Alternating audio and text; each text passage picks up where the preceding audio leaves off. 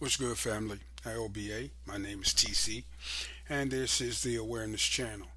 So, back in about 2000, I want to say 17, when everybody thought the United States was going to go to war with North Korea, and everybody was talking about how we should nuke North Korea and Kim Jong Un because they thought he was going to do something crazy. Back then, I said, no, ain't going to be no war with North Korea. Ain't gonna be no war with North Korea because, for one thing, we ain't trying to go to war with China. Another thing is we don't want to see South Korea get torn all the fuck up. Third thing, North Korea got nuclear weapons. We don't never go to war with no country that's got nuclear weapons, big or small. And if you want to tack on a fourth reason, just for shits and giggles, the United States ain't trying to be bogged down in Asia like that, not with North Korea having to try to fight China. I don't believe they're gonna do anything in Taiwan either. They got a lot of troops and a lot of material over there. They got a lot of material in North Korea, but they ain't gonna do shit.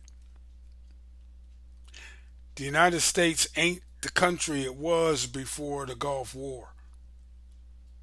We're coming off a loss in Afghanistan. We're coming off a loss in Afghanistan. Now, I know that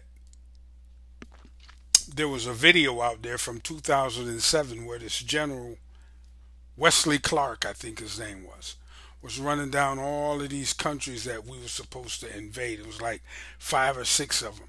And the last and the biggest one was Iran. Like I said, back in 2016, I said we weren't going to war with North Korea, but our next big war would be with Iran. I said that back then. It looks like that might be happening. Now, the Israelis are doing their little genocide dance over in Gaza right now. And they're striking out and lashing out at other countries in the region. And now, they got into a little kerfuffle with Iran. It's Israel's turn to strike back because Israel bombed the embassy, killed some generals. Iran fired 300 rockets and missiles and shit and drones and whatever at Israel. Now Israel says they're going to retaliate. They're going to go back and forth like that, and we're going to get dragged into that shit when it starts to get real heated, because it can't go but one way. The United States already said it's not going to get involved in any blah blah blah, but we don't know what they're doing behind the scenes because they promised, support for Israel no matter what. So that means if Israel decide they want to get in a real war with Iran, we going.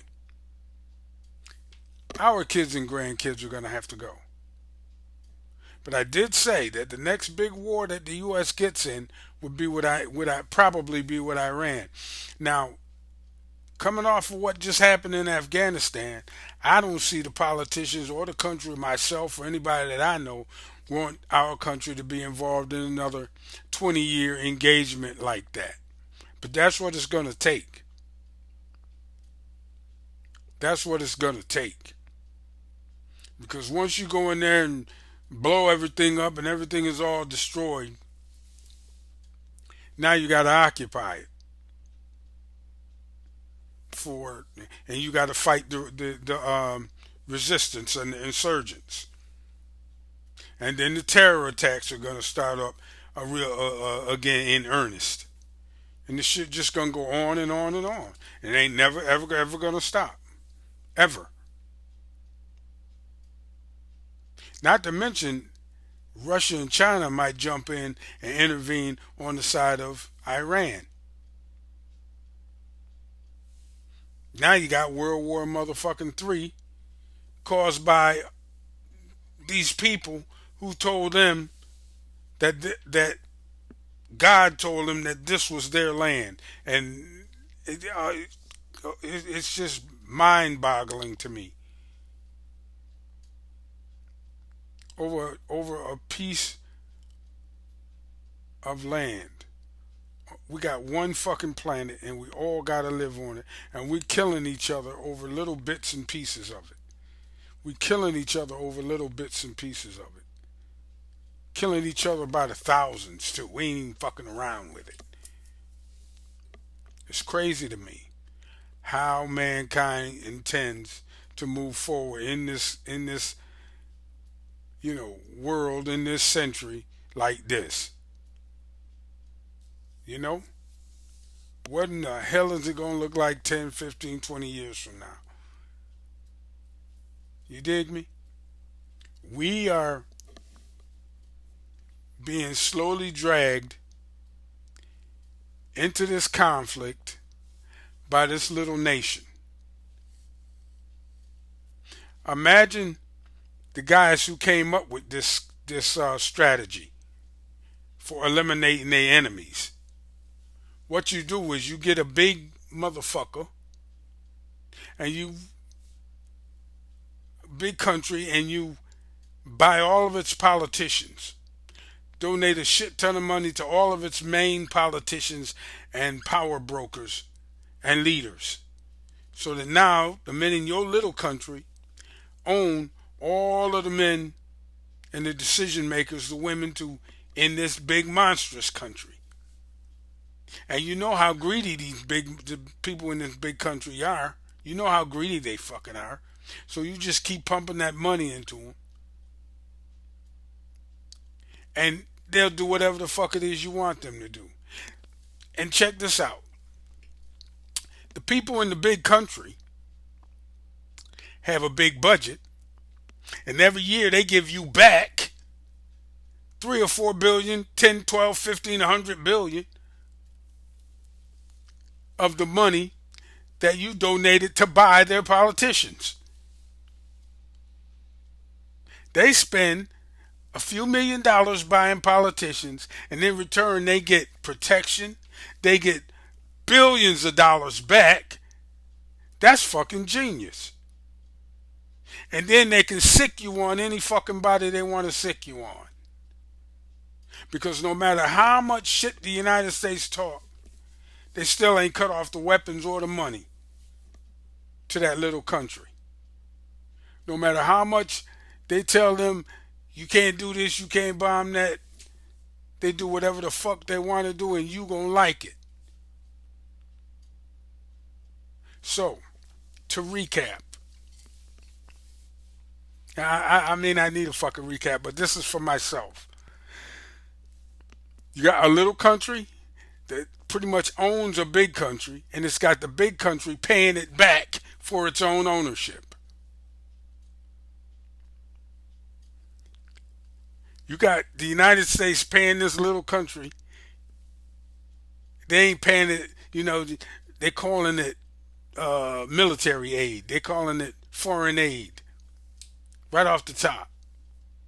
And now that this little country is doing a genocide inside its own countries, they getting tens of billions or more dollars on top of what they already get.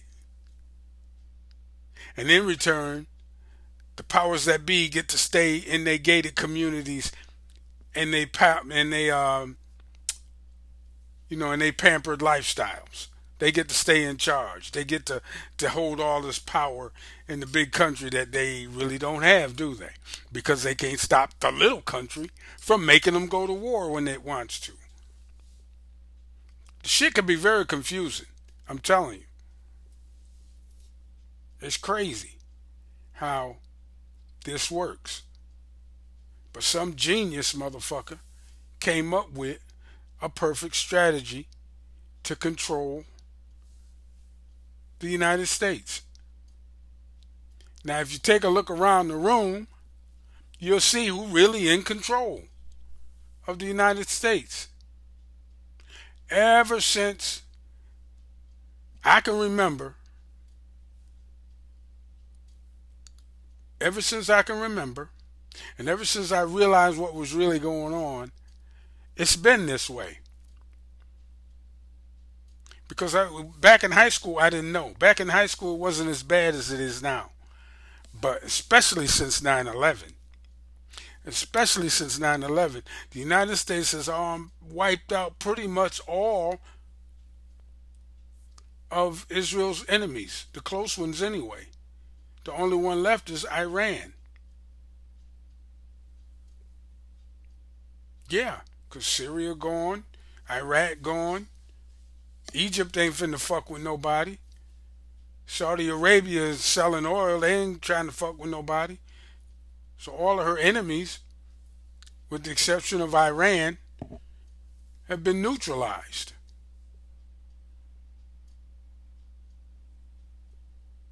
So who really run this bitch? And if things continue in the direction they're going in, our sons and daughters and grandsons and granddaughters are going to be out there in the Middle East fighting again. And it don't matter who in the motherfucking White House. The policy stays the same.